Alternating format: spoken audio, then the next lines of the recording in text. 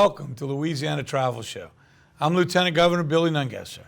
We'll be talking to people and we'll be visiting places that are so important to the tourism industry here in Louisiana.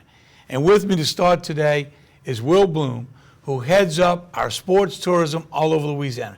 Good to be with you, Will. Thank you so much for having me, sir. So tell us a little bit about what you do to drive these sporting events all over Louisiana. You've done a great job, so many events over the last several years.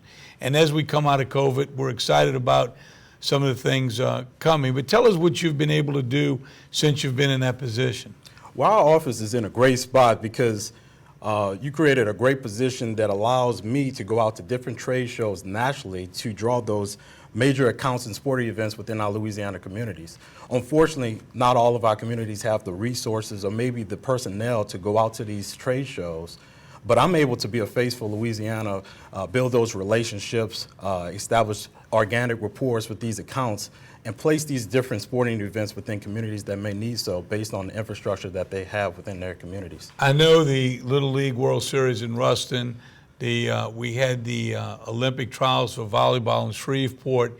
And since you've been doing this, we've seen new hotels, attractions go up in some of these areas because many of these events, like the Olympic trials, they don't just stay 1 or 2 nights. That's a week or two in that facility. Their families come to support them. And it's been a big boost for those communities around the state where we can host them. So tell me, going forward, what are some of the other things that you see coming to many of these tourism cities around Louisiana? We know the city of New Orleans has that big fund for major events, Super Bowl, Final Fours. But what you've been able to do with little financial support from the state, and we do put the money up where we need to, you've been able to plug these things in all over Louisiana. So tell us some of the things you're working on going forward. So you're absolutely correct. Major events are great economic boosters for our communities, but believe it or not, sporting events comes in a form of various competitive level, from youth and amateur to collegiate and professional. Particularly the youth and amateur sports were major drivers for over the last 2 years to draw in consumers within our communities. We're working to establish rapport with many amateur organizations to put in different sporting events as infrastructure is being built within our smaller communities, mid-level communities, as well as draw in rapports with national governing bodies, particularly on the Olympic side, to have more of those trials as well as more of those Olympic-sized championships within our communities as well. I know the Olympic trials, one thing that makes some of these areas like Lafayette, Lake Charles, Shreveport, Alexandria, Ruston, Monroe, attractive is they're family-friendly, safe communities, and the hotel rates are competitive within their budget. Where a big city like New Orleans, some of those groups cannot afford the hotel rates. So that's an attractive draw for those areas. And many of those areas, like Ruston, has invested heavily in those ball fields.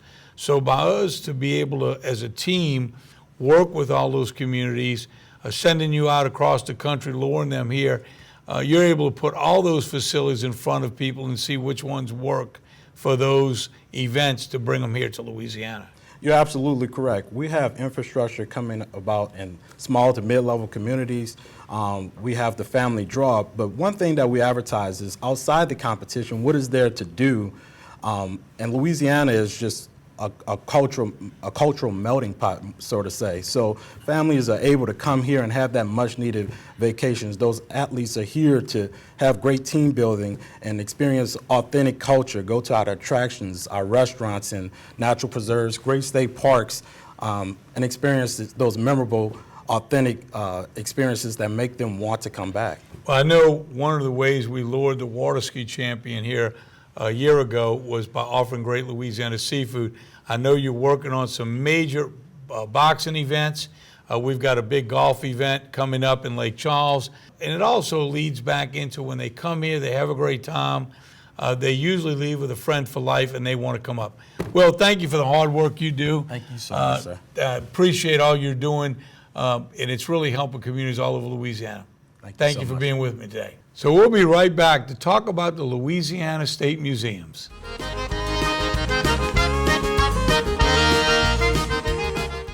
Where else can you take the trail less traveled at a pace all your own? Where else? Escape to one of Louisiana's 21 state parks for a picture-perfect getaway. Where else can you be a world away and this close to home?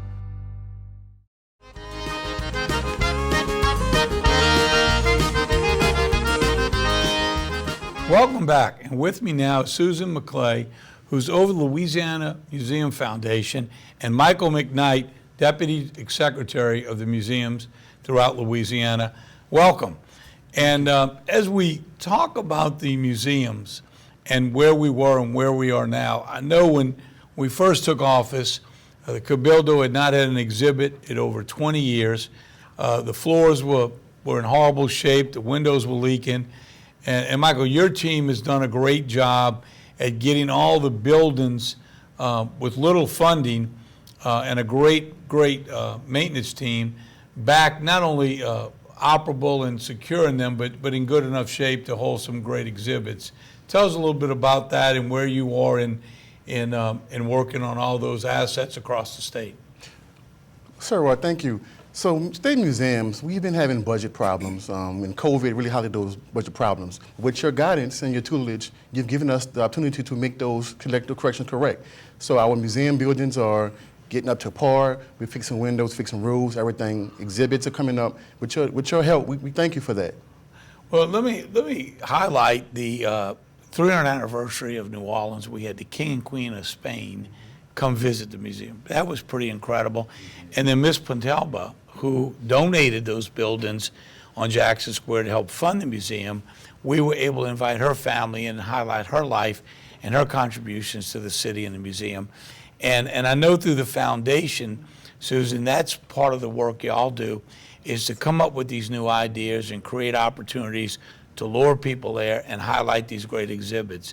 Tell us a little bit about what you've done and what you're looking forward to doing here in the foreseeable future. Well, thank you. It's a pleasure to be here, and we really enjoyed bringing the Baron and Baroness de Pontalba to New Orleans to be at the festivities when we opened that exhibit back in 2018. But now I have some exciting things to talk about. There are two great exhibits pertinent to the Cabildo. The first one is up now. It's called A Century on Harmony Street, the Kohlmeyer Cabinet Makers of New Orleans. Has beautiful furniture in it, all handmade at a shop in New Orleans by a father and son team. Rupert Kohlmeyer Sr. and his son, Rupert Kohlmeyer Jr., is in his 80s, still making furniture. Wow. And then we have, after that one comes down, toward the end of 2022, we'll be opening an exhibit on the art of Andrew Lamar Hopkins. He's a self-taught African-American artist who lives in New Orleans. He does these wonderful paintings of life in Creole, Louisiana in the late 18th into the 19th century. And this is going to give the museum an opportunity to bring beautiful furnishings and decorative arts from the collection storage facility out so that you'll see Andrew's paintings, and then you'll see these items from the collections that actually are reflected in his paintings. And then we're really excited. In February 1st, it will open to the public in the Presbytere, Rex, the 150th anniversary of the School of Design. Rex is the oldest still parading New Orleans Carnival organization, and it's going to be beautiful. There'll be costumes and jewelry and very rare documents and photographs. We even have collectors in Europe that we were able to purchase items for the museum. And I just want to also say the Museum Foundation loves working with you, Lieutenant Governor. Well, thank you. You have helped us make these things possible and bring these things to life. Well, I know this exhibit for Rex is pretty incredible. I've gotten calls about it, things y'all are bringing from all over the world that would never be seen to New Orleans for this exhibit.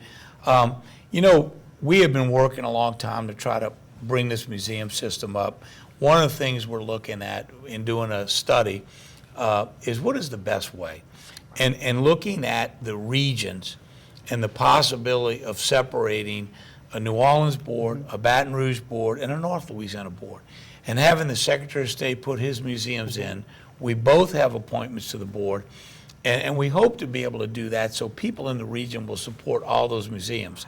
Also, I agreed that if we can do that, I would give up control and your boards would hire the director so they would feel more engaged.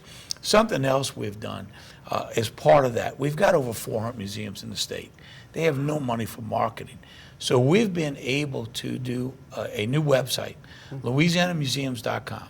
We're videoing every museum so we can have a site where we can promote every museum in Louisiana.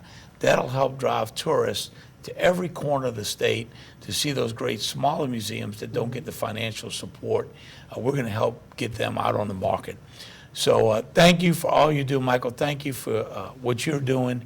And we're looking forward to exciting things in the museum system. We'll be right back after this break.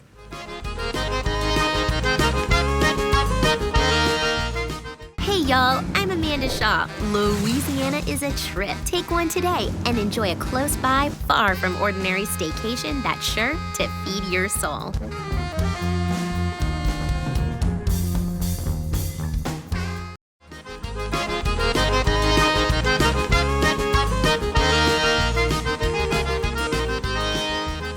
Welcome back. And with me now is Dr. Diana Greenlee and Brandon Burris, Louisiana State Park System, to talk about our World Heritage Site, Poverty Point. Welcome. Thank you for being with us today. Brandon, tell me a little bit about the facility and what we're planning going forward with Poverty Point.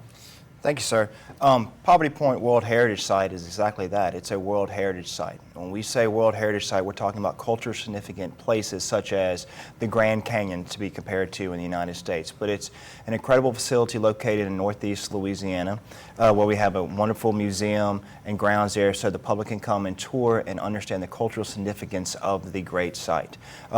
We have a lot in development, from virtual reality and augmented reality presentations coming to better show the site to the visitors, and also expanding our tram system to allow for more people to access the site, including an accessible tram, sir, which I know is important to you, for allow all citizens to get out there and see the great things the site has to offer. And Dr. Greenlee, you have been involved in this facility from day one in helping then Lieutenant Governor Jay Darden and in the quest to get it named a World Heritage Site. Tell us a little bit about that journey and what a great success that has been. Well, we had a great team that worked together on that, putting together the nomination dossier and working with the National Park Service, Office of International Affairs, and then traveling to Doha, Qatar to actually watch the World Heritage Committee inscribe the site. Wow. And that started how many years ago? It was. Well, it really started in 2007 Wow. when we submitted our application to be on the tentative list. So it was a long process. And I know one of the things that we're excited about, you know, obviously the challenges of the location of getting there has made it a challenge to get visitors to go there. I know school groups have been really excited about going there. Tell us a little bit about that, Brandon, and excited about the facility for the school children to go. Yeah, here in Louisiana, the World Heritage Site of Poverty Point is taught in the core curriculum.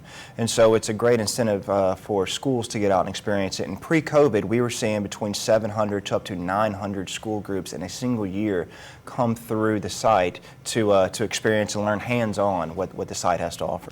Well, I know now with the Viking Cruise Line next year, planning on docking and bringing tours there, we're talking about many improvements from pavilions to a new museum, and we would even like to see a wow factor. Maybe it's a building where they recreated how they built those mounds over 3,400 years ago. Just something that people go there and go, wow, you've got to go see it, to go on top of that great historical site. And I know the more people we get to go there, the easier it is to secure funding and invest in those improvements to that site that is sure to draw visitors from all over the world. Oh, yes, sir, 100% correct. We're continuing to improve the site, modernize the site to allow for better access. You know, one of the great things about the site is that it remains relatively untouched. Only a small percentage of it has been searched for and searched throughout and investigated. So it's a pristine site, and we're continuing to find ways and reasons to promote it and to bring in those new visitors. And Doctor, I know we do some digs out there with students at universities. And is that continuing? And do you look at seeing more of that happen in the future? Well, we do excavation still, but we also do a lot of newer techniques like geophysical surveys that allow us to map what's underground without disturbing it. And so the least that we can disturb but still get the information that we want, the better it is in terms of preserving the site for future generations. And that's great news, because that'll greatly help us as we try to bring things to life in a wow factor to let people know what's down there. So if you haven't been to Poverty Point, you've got to go. To have that site here in Louisiana and not visit it is a crime. But thank y'all so much for being with me and all you do for Poverty Point. We'll be right back, and we're going down south to the Cajun coast. Stay tuned.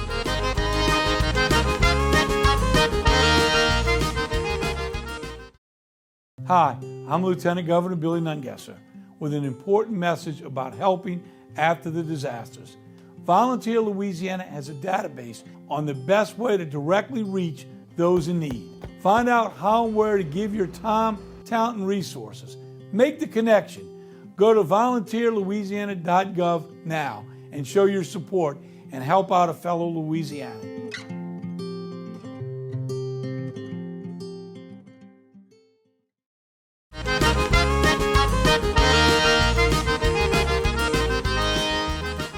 Welcome back.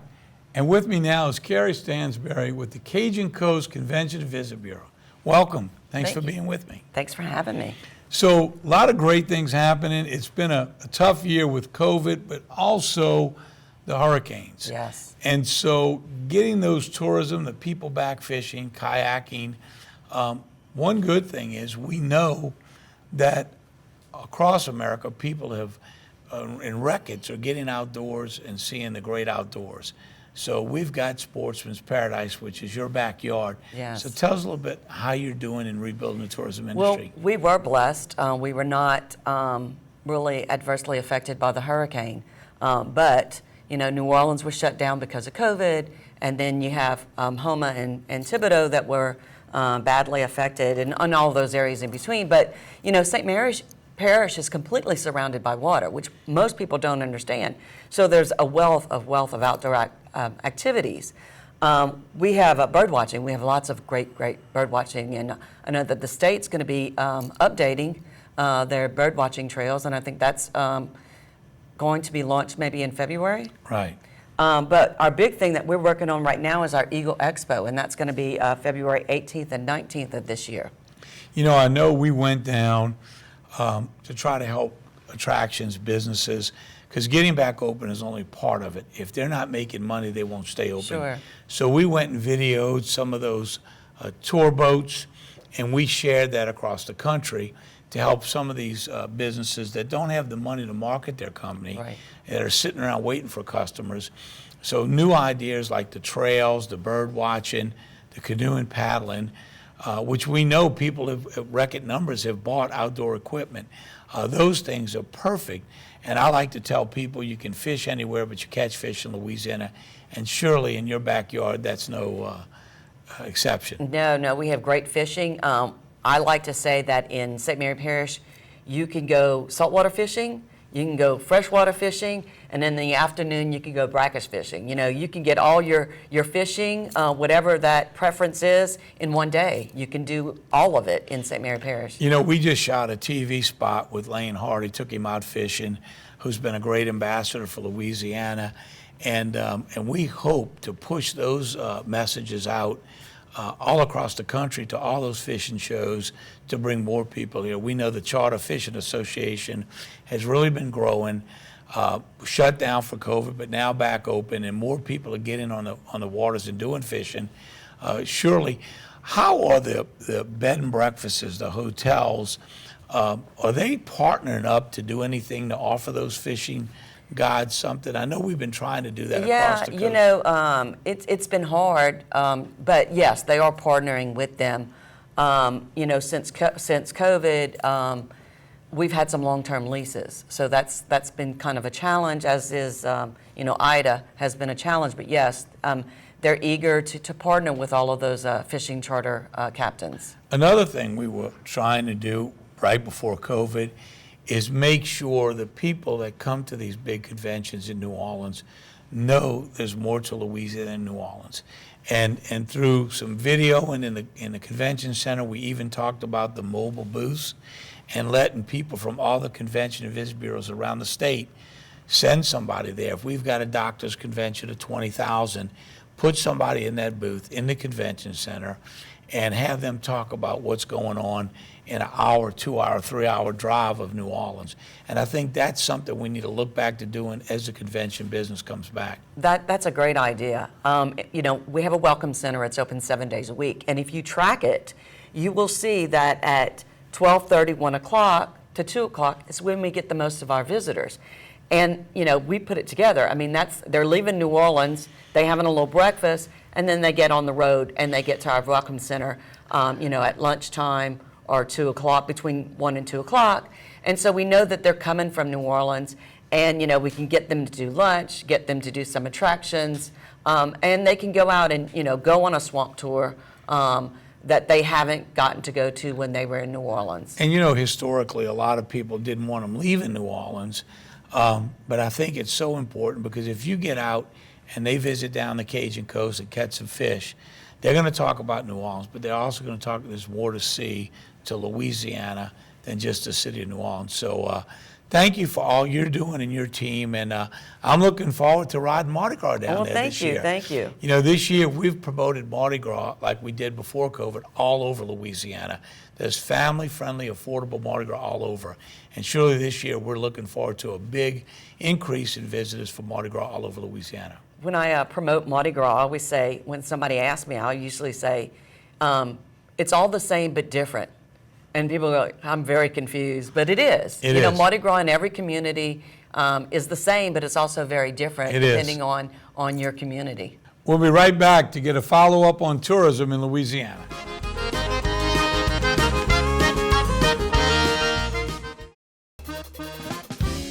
Some call it joie de vivre, the joy of life. In Louisiana, it's our way of life. From music that shakes up your senses to food that wakes up your palate.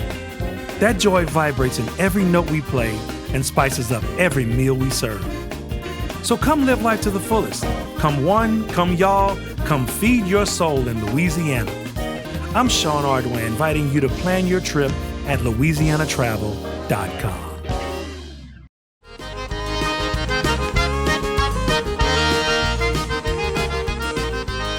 Welcome back. And with me again is Doug Bushwell, who heads up our tourism office. Doug, your team's been working hard. Y'all have done a great job. Tell us what's going on in tourism. Well, we kicked off 2022 in the way that Louisiana knows how, with a parade. So we were featured in the New Year's Day parade for Tournament of Roses. It was an incredible float and an incredible time to be there. You know, when we first went out to L.A. To make the presentation, they don't just let any float in. I think they added 3. And we talked about all the good Louisiana has to offer.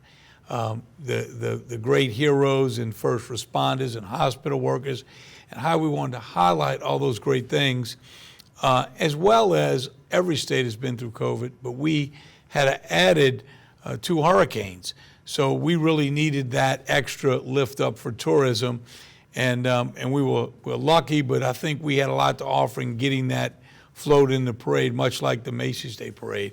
So I'm looking forward to those things continuing, because we could not afford to buy the airtime we got with that float and the great exposure for Louisiana and the great people that live here.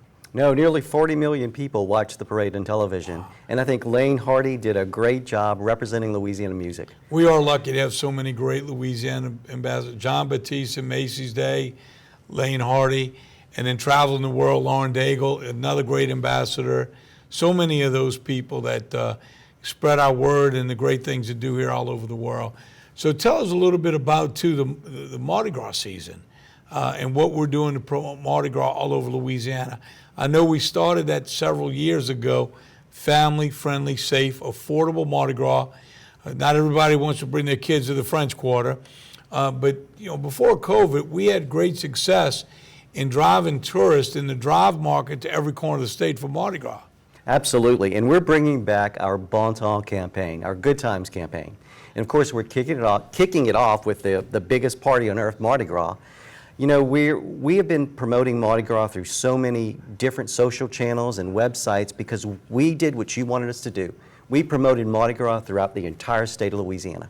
I remember that year opening the Southwest book and seeing the Mardi Gras celebration, Mamou, Lafayette, Shreveport, and got a lot of good feedback and people booking trips to all over Louisiana from that. And I know you're working on a lot of new things to drive those tourists to every corner of the state.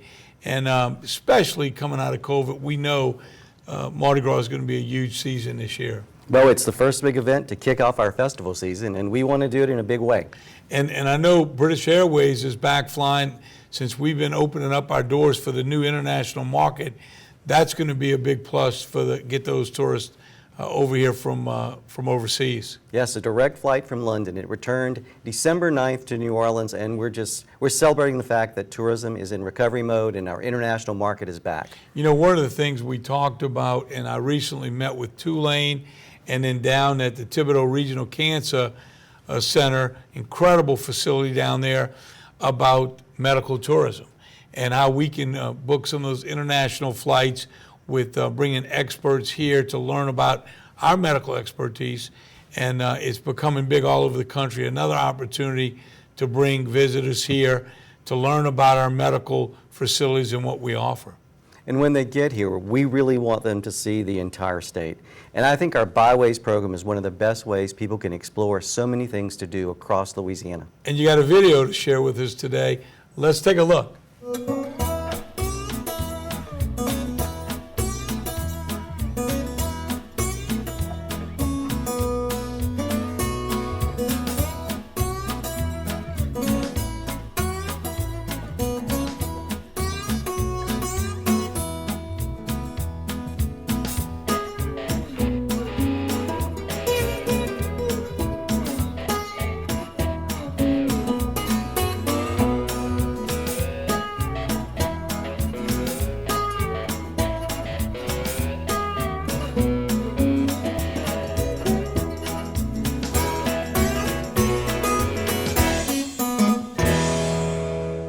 That was a great video. And join us next month. Wishing all of you a Happy New Year. It's going to be a great New Year here in Louisiana. Thanks for joining us. Tune in next time as we explore more of what Louisiana has to offer. In the meantime, visit LouisianaTravel.com, your place to find trip ideas, events, recipes, and so much more. And while you're there, be sure to order your free Sunshine Magazine, the official inspiration guide for your Louisiana vacation.